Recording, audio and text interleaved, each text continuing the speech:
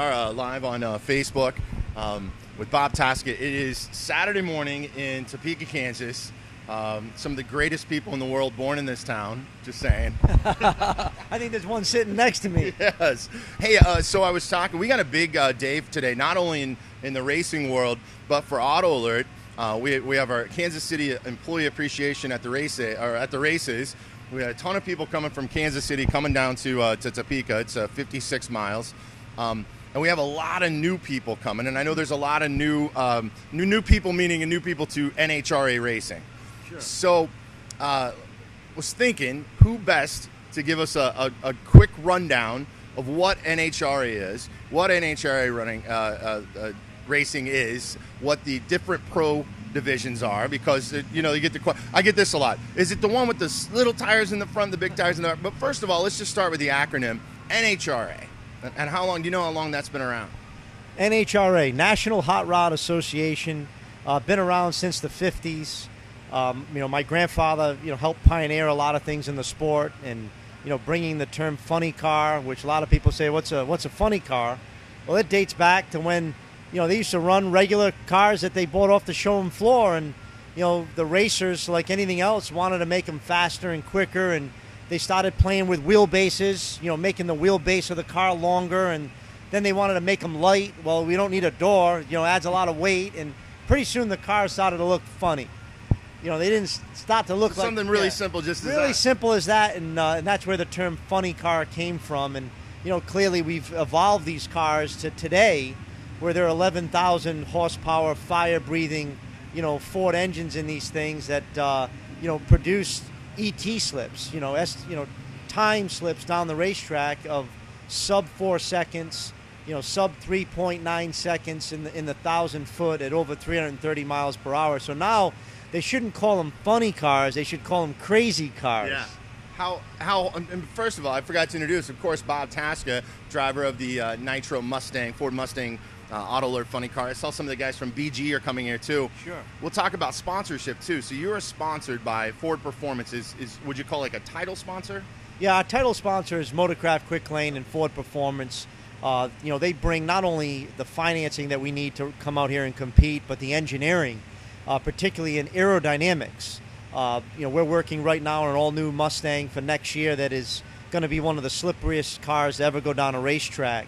And then we got great sponsors like Auto Alert. You guys have been key to our program. When Ford pulled out in 2014, I wasn't sure I'd ever get back here. And Auto Alert stepped up with BG, which we use a lot of their products, flushes back at our dealerships, and dealers across the country use them. TrueCar.com has been a big supporter of our program. PPG, paints. They've been a supporter of my program from the very beginning. We have ultra liners that we use, spray and bend liners back at our dealership. So you see all these logos on these cars, and every one of them is so important to provide the funding, because you need millions and millions of dollars to come out here and compete for a championship, and that's what we're positioned to do. We're going to talk about the car for a second, but first I want to get into the actual racing. When NHRA racing is drag racing at its finest, correct? I mean, that's the pinnacle. That's the top of the sport. And drag racing is two cars or four, depending on where you're at. Correct. Going head to head, and everybody says quarter mile, but I also hear people use the in feet. Yep. So how many feet is a quarter mile? Well, quarter mile is 1,320 feet, and I raced that pretty much the first part of my career. And then what was happening is these cars were going faster and faster, to the point where it's getting out of control. I mean, we didn't know where the limit could be, 350, 360 miles an hour, and it became very unsafe. So rather than make a lot of changes to the motors, we took it from 1,320 feet to 1,000 feet. So today we run at 1,000 feet in the nitro classes. The dragster, which is the long, skinny cars, in our funny cars, nitro funny cars, we run at 1,000 feet. So that's where the terms come from, a quarter mile versus 1,000 feet. So it's not a quarter mile anymore. It's not a quarter mile anymore for our classes. It's 1,000 feet. And it's crazy because we're going quicker and faster now at 1,000 feet than we ever did at a quarter mile. So it just goes to show you how fast these cars are. Now, there's a lot of different divisions out here when it comes to racing. There's three main pro divisions. So what's the difference between a pro division and what we see with the other cars that are coming out? Well, one of the special things about our sport is that all the racers in all the variety of classes, right down to a street car, get to race on the same flat platform that we race at on the same weekend. So it's really cool because we all hang out. You got a 12, 13 second car all the way down to a 3.8 second car like ours. But in the pro classes, you have dragster, nitro funny car. Those are the two pinnacle cars. Those are the quickest and fastest cars that run all weekend. And then you have pro stock, which, people remember back in the days with Bob Glidden, Warren Johnson. Those are the dog cars, as they call them. Then you have pro stock motorcycle, which those guys and gals are really crazy. They go 200 mile an hour machines, motorcycles. And then you get into other classes that don't run every race, but you have pro mod, which are a pro stock car on steroids. They're a door car that can be either blown, turbocharged, or on nitrous, and those are 5-second cars that are really fast. And then you'll see a whole series of other cars from the XX class, which my Uncle Carl races with Cobra Jet. So those are cars that you can buy from the factory. So Copo Camaros, Challenger Dodges, and the Cobra Jet Fords. And they'll run just about in the 7s. They're just starting to crack into the 7 seconds at a quarter mile. And then you'll have a slew of what we call bracket cars where you basically race off an index. Mm-hmm. So anyone can bring their car, and you got to run, if you run 10 seconds and I run 9 seconds, I got to give you a 1 second head start. Really? So it allows a lot of other racers to be able to compete and run off an index, as they call it. So it's pretty cool. There's something for everybody at a drag race. What would my 2016 Ford F-150 Super Cab? What class would that be? You'd have a problem out here. Would have a problem. It's a great truck, but maybe not on the. I would suggest to watch the races if I were you. If you want to get into something a little faster, then I can show you what you want to do. When we talk about the cars, I know there's a big difference when it comes to funny cars versus the top fuel dragsters. Are they still considered top fuel dragsters, right? Yeah, we call them top fuel or nitro dragsters. I mean, they're very different, and they're very much the same. Well, physically, they are. Yeah, physically, they look a lot different. Power plant-wise, they're very much the same. We run the same engines, very similar clutch setups, but obviously the cars look very different. The advantage and disadvantage, the advantage of a dragster is probably just coming up on half track, about 400 or 500 feet. They have a lot more traction than we have, because think about it, it's like a big lever. These are the cars with the big tires in the back, really long, and the little tires in the front. Correct. They have a lot more traction hitting the throttle. They're able to utilize that big long nose as a big lever to transfer the weight to the back tires. Where the funny cars, on the other hand, we have to kind of tiptoe a little bit to 300 feet because we don't have the luxury. We have a much shorter wheelbase. Front tires are much closer to the back tires, and we don't have the advantage of the lever that they have. Now, once we pass half track, we have an advantage. That's your because we're a lot more aerodynamic than they are. They have that big wing in the back, and that creates a lot of drag. And drag at high speeds is not good. So a funny car will actually accelerate harder from half track to the finish line than a dragster will. Now, is it true, because when I see times and stuff, do they tend to run a little bit quicker or a little faster? Yeah, they run a little bit quicker, but typically we run a little bit faster. Okay. And that's because we're a little more aerodynamic than they are. So now we're going to explain kind of how the breakdown of NHRA weekend happens when we're at the races. And do you race it all on Thursdays? Because I know it's a Friday, Saturday, Sunday thing. Yeah, no, we don't race on Thursdays. Some of the sportsman cars and other classes will race on Thursday. We race Friday, Saturday, and Sunday. We run twice on Friday, twice on Saturday, and then the quick 16. So the top 16 Saturday night run on Sunday. And it's just like kind of a basketball bracket. One runs 16, two runs 15. And for us, strategy, every time we go to the line, strategy plays a factor on what we wanted to do. Like yesterday, we had a mindset. There was 18 cars here. We know that there potentially could have been some weather today, so we wanted to qualify, period. We didn't want to go into Saturday number 17 or 18. There's never a good feeling. Right. So we went up yesterday. It was on a hot racetrack, and we said to ourselves, we want to go what we call A to B. And what does that mean? We want to make a full pull. Both sessions, we didn't care what we ran as far as where we ended up qualifying. I think we ended up number 10. We wanted to make 2 solid runs, and that's exactly what we did. We ran 4:09. We wanted to step up and run a low 4:0. We ran 4:05, not exactly what we wanted, but we made a solid run. And those are seconds. 4.05 seconds in 1,000 feet. Or you can just round that up to 5. You know, we don't round That was for Mike back watching. Yeah, exactly. Joey, one time, he will never live it down, round it up. And in drag racing, that's not a good thing. If anything, we want to round down. So the CEO of Auto Alert, Mike DeLay, which is a great friend of yours as well. Great guy. Texted me last night and asked how you ran, and I was giving him the feedback, and of course he said, yeah, I guess you could just round it. So he's still to this No, day. you'll never live that down. But 4.05, we were shooting for a 4 flat, so we were within 0.05 of a second of what we wanted. Today's a whole different ball game. Today we're not going up to the line on Saturday just hoping to make a safe run. Today we're going up to the starting line to go to the top of the page. And it's a completely different mindset on how you run the car. We're going to put a much more aggressive profile in the car. We're safely qualified. What's a profile? So we call it a profile, a package. So it's clutch package, timing package, fuel package, weight on the clutch. So it's a package or profile that we plug into the car. So to go from a 4.05 to a 3.9 or a 3.89, which is what we're going to try to do. That's crazy. That's assuming not that much time, yeah. assuming the sun doesn't come out, is wholesale changes. I mean, you're talking a completely different clutch curve, a completely different weight package on the primary, a different timing package, completely different timing package. So someone would say, wait a second, you're going to go from a 3.90 to a 4.05. So that's, like basically 1/10 of a second. Yeah. And we're going to change everything. And that's what you got to do. It's the small details. Like you can't go up and change one thing.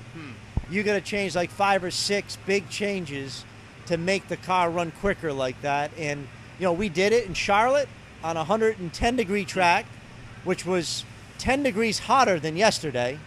We ran 390 at 326. Wow. So we know how to do it. We weren't trying to do it yesterday. We're going to try to do it today. So let's talk now race. You're getting ready for the race. The race is, set at a certain time. Getting towed down to the starting line, or getting towed to the staging area first, is where all the cars sit and wait for their turn to get into one of the 2 lanes, correct? Correct. In that time, what are you thinking about? What are you doing? I've seen you in action, but what's going through your mind? And then when you get in the car and you're towed to the starting line, tell me you've got to have a list process in your head. You can't miss one. I become pretty much a machine from the time I leave the pit to the time I pull the parachutes out. There's a routine that I follow, that everyone on this team follows, and we do the exact same thing every single time we race. How long have you been doing that routine? Well, since 2004. Wow. So from when I get in the car, the time that I get in the car is the same every time. To actually getting seatbelted in, who seatbelts me in, how they seatbelt me in, the whole sequence is the same. The guys have a routine of check inspections on the car, and we're either visually looking at one another, giving us signals, or they're telling me through the radio from, putting the shield on the car, to making sure the fire pins are pulled, to making sure the parachutes are plugged in, to the startup sequence, exactly the same. Then the crew chiefs and I start to communicate on where they are going to position me on the racetrack, inside, outside. They're giving me feedback. Cars look like they're pulling in or pushing out. So that's kind of now mentally preparing me of what to get ready for, because in the car on hot racetracks, I'm mentally going through, okay, it's going to smoke the tires. And what does that mean, smoking the tires? Tires means I lose traction. At that point, the driver's going to take over. Like a peel out, like a just maybe well, like when we're making a run. It's pulling 5.5 G's, and then it loses traction. Okay.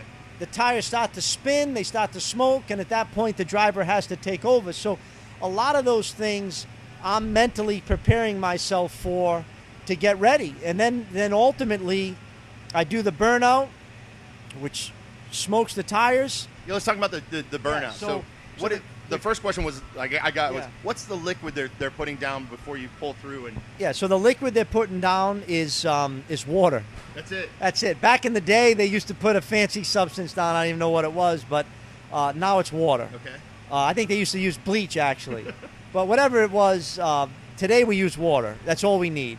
And when the tires are wet and I hit the throttle, I open the throttle probably 1/8 of an inch, and it instantly goes into tire smoke. It's got so much power.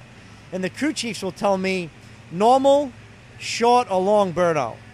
So how long we do a burnout predicates on track temperature. If it's really hot out, we want to do a short burnout and back up. If it's cooler, we want to do a longer burnout, not so much to put any more heat in the tire, put some more heat in the motor. So it's not just for the tires, it's for your motor as well. So once we finish the burnout, I'll go out to probably about 300 feet, stop. I got a guy out there that's waiting for me just to make sure the motor comes down to idle. He'll maybe tap the blades to make sure they close, and then I'll back up. And at that point, as a driver, truthfully, one of the biggest things, I don't even know if I ever told anybody this, but when I stop, I'm like so paranoid that it won't go backwards. And like as soon as I feel it go into reverse, I'm like, oh, thank God, it's going in reverse. If it doesn't go into reverse, it shows over. You pull off to the side and get out of the car. So then, once I back all the way up, then the next kind of anxiety moment for me is it won't go forward.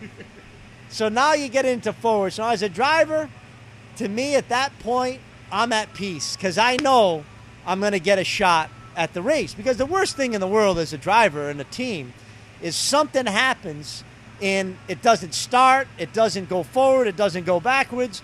But once I get it in forward and the body comes up and the crew goes in and they're looking at oil pressure, they're looking at RPM, they're looking for leaks, they're adjusting the fuel to make sure everything's perfect. And at that point... What are you doing at that point when they're doing all the adjustments? First thing I'm doing is I'm looking at the throttle stop. I'm making sure they take it off because in a burnout, they have a throttle stop, like a governor, yeah. So we don't over rev the engine. And I'm looking to make sure my guy doesn't forget to take it off. That wouldn't help when the tree goes green. That would be very, very bad. So I see the throttle stop come off, and I see him pull the we call it the dash, which has all of the gauges for oil pressure and engine RPM. And I know once they take that off, I got good oil pressure. And at that point, body comes down, and that's when the moment of truth is coming. And and I've said many times that, once my crew chief walks away and points at me that it's all me at that point. As you roll into those lights, and you step off the clutch. So I got the clutch in and my hand on the brake. And once I put the top bulb on... And the top bulb is letting you know that you're getting close to the ship. You're getting close. Getting close to the starting line. You're about 7 inches away. Lasers down there and everything. You're about 7 inches, 5 inches away. And I'm waiting for the other guy to pre-stage, put his top bulb on. And then at that point, it's, who goes in first. Do you have a preference? I have no preference whatsoever. I purposely will go in first or go in last multiple times just because I'm not going to control the guy next to me and he's not going to control me.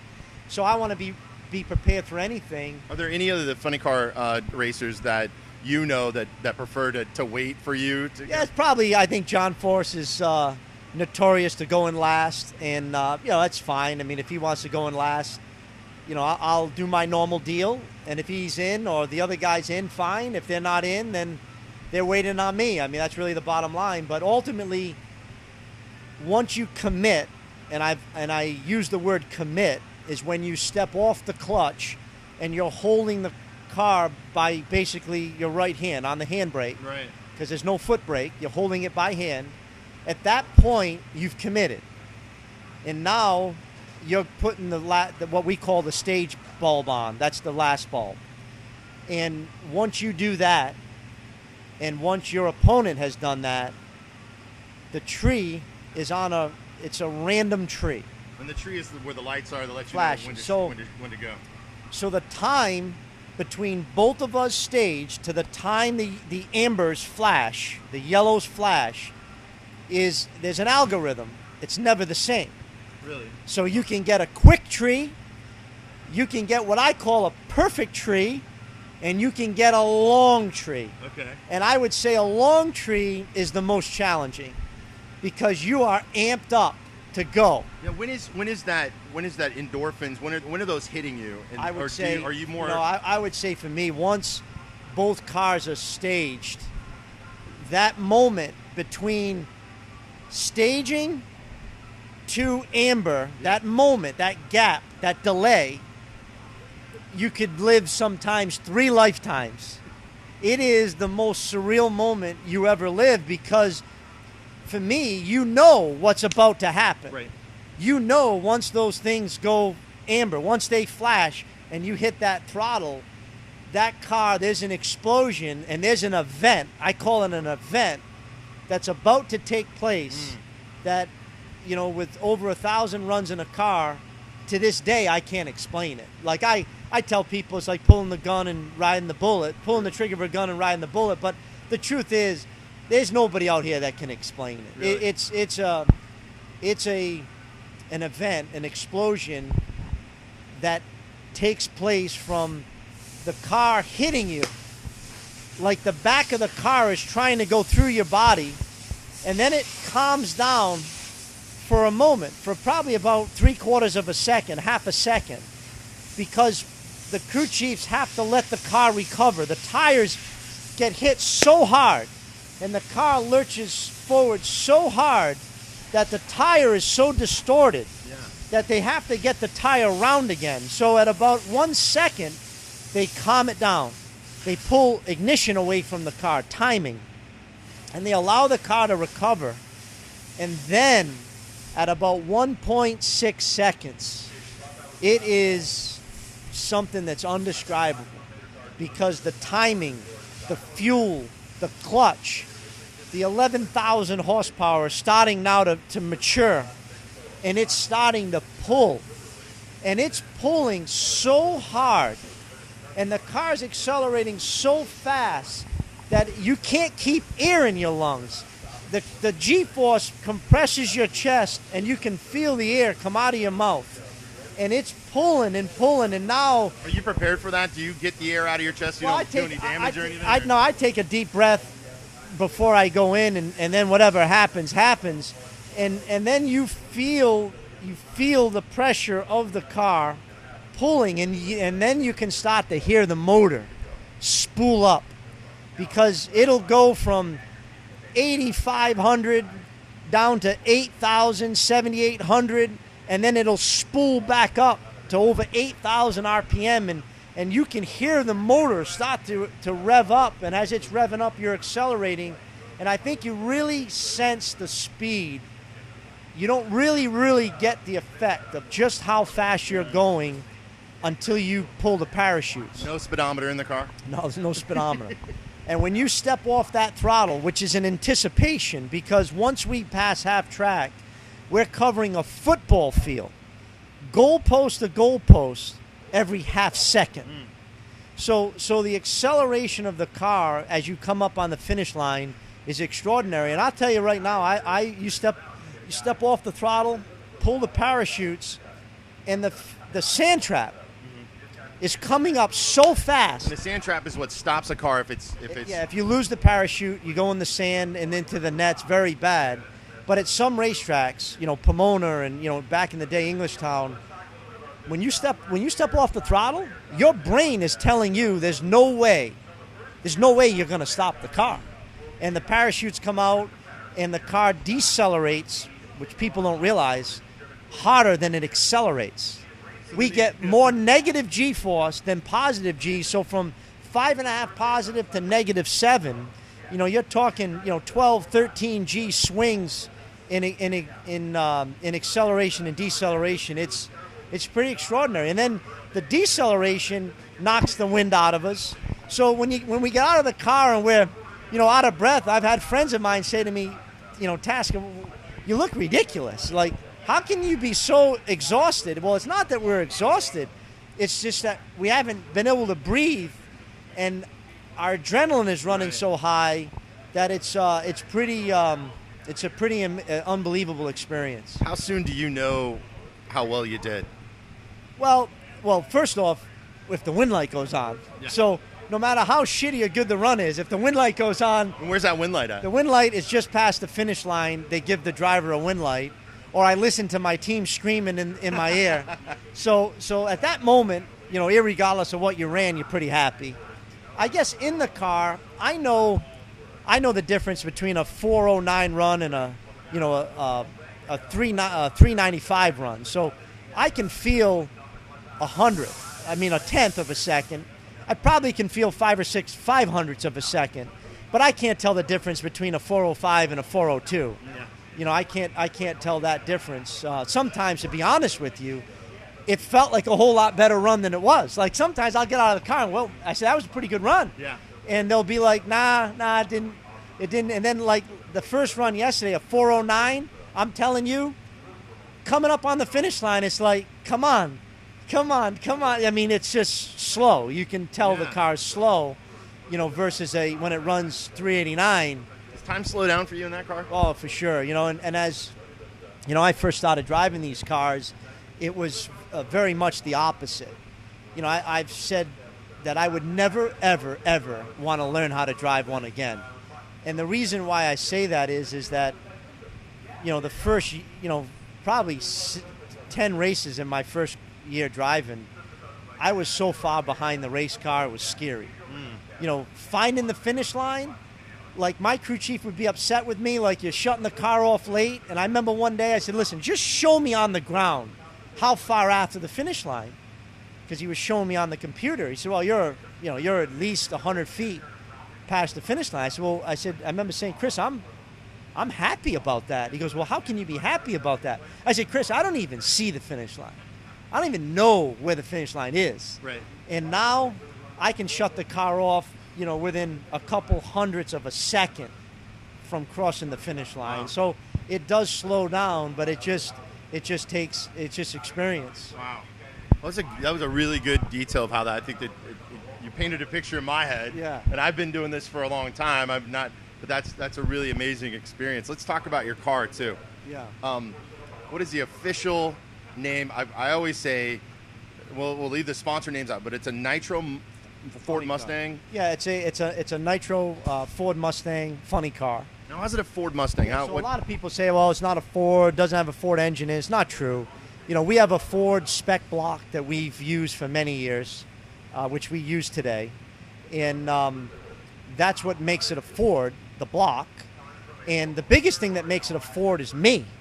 I think you could put me in anything, and the car would transform into a Ford. Yeah. Because that's Ford runs through my veins. The body is a Ford Mustang design body. It's engineered, developed by Ford engineers. Gotcha. So and a lot of safety in the car Ford has worked on over the years. So we all run a certain spec design. Right. So the engines are very, very similar. The heads, the manifolds, the superchargers. But when you add up the block and the body and all of Ford's engineering, and then you put me in it, it's Ford A to B, man. You got to add that extra element. Absolutely. You're the ice cube to keep it cool. That's it. Yeah. That's it. If you are, let's put your dealer hat on for a second. You've got a group of dealerships in the Rhode Island, New England area, and let's say that I rolled up in your Nitro Ford Mustang funny car. What's a fair market value that you would give on that vehicle for a trade?